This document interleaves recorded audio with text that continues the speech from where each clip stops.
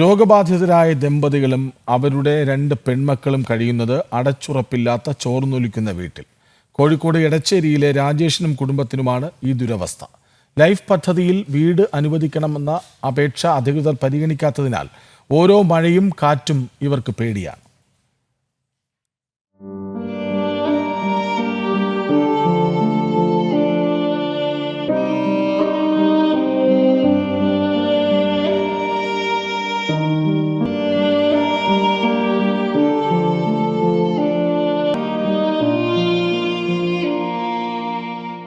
രാജേഷും സബിനയും അവരുടെ 5ലും 8ലും പഠിക്കുന്ന 2 പെൺകുട്ടികളും താമസിക്കുന്ന വീടാണിത്.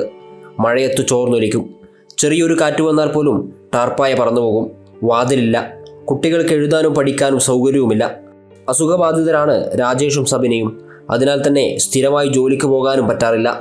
കോഴിക്കോട് എടച്ചേരി പഞ്ചായത്തിലെ 10ാം വാർഡായ ആലുശ്ശേരിയിലാണ് ഒട്ടും സുരക്ഷിതമല്ലാതെയുള്ള ഇവരുടെ ജീവിതം. ലൈഫ് ഭവന പദ്ധതിയിൽ വീടിനായി അപേക്ഷിച്ചെങ്കിലും അനുകൂല തീരുമാനമുണ്ടായില്ല. കളക്ടർക്ക് നേരിട്ട് പോയി പരാതി നൽകി. പക്ഷേ മഴ വന്നാൽ നനയാൻ തന്നെയാണ് വിധി. 10 കൊല്ലമായിട്ട് ലൈഫിന് വേണ്ടിയിട്ട് കൊടുത്തിന്, ഇതുവരെ പാസ്സായിട്ടില്ല. അടുത്തന്നെ പറഞ്ഞിട്ട് ഇവരിങ്ങനെ നീട്ടി കൊണ്ടുവന്നു. ഇപ്പം ഭാര്യയ്ക്ക് സുഖമില്ല, ഓപ്പറേഷനെല്ലാം കഴിഞ്ഞിട്ട് ഇങ്ങനെ കിടക്കുക.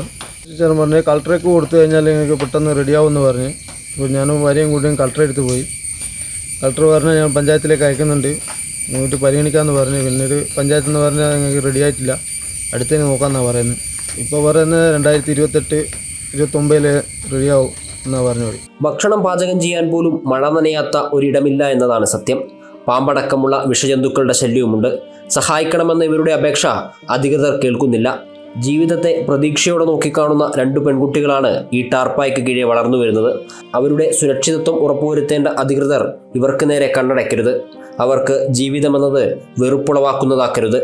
ഒരു വീടിനായി ഇനിയും അവരെ കഷ്ടപ്പെടുത്തരുത്. മഴക്കാലമാണ്, പഞ്ഞമാസമാണ് വരാനിരിക്കുന്നത്. ജനം, കോഴിക്കോട്.